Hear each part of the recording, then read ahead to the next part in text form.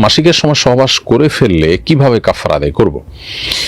উত্তর হলো যে মাসিকের সময় সহবাস করা হারাম। আল্লাহ তাআলা বলেছেন ফাতাযুরুন নিসা ফিল মাহিদ, তোমরা মাসিক চলাকালীন সময় স্ত্রীদের থেকে দূরে থাকো, অর্থাৎ সহবাস করবে না। যদি কেউ করে ফেলেন তাহলে তিনি গুনাহে লিপ্ত হয়েছেন। তার কাজ হলো গুনাহ যেহেতু হয়েছে, আল্লাহর অবাধ্যতা যেহেতু হয়েছে, আল্লাহর কাছে কামনা পক্ষে ক্ষমা চেয়ে তওবা ইস্তেগফার করা এবং ভবিষ্যতে আর এরকম করবেন না সে মর্মে সংকল্প করা। পাশাপাশি তার সামান্য কিছু সাদাকা করে দেওয়ার কথা হাদিসে রয়েছে। অতএব এটার ক্ষতিপূরণ স্বরূপ কিছু সাদাকা করে দিবেন, কিছু দান করে দিবেন। অনেক উলামায়ে কেরাম, বিশেষ করে আরব উলামায়ে কেরাম 1 দিনার বা অর্ধ দিনার দান করাটাকে এই ক্ষেত্রে মুস্তাহাব বলেন।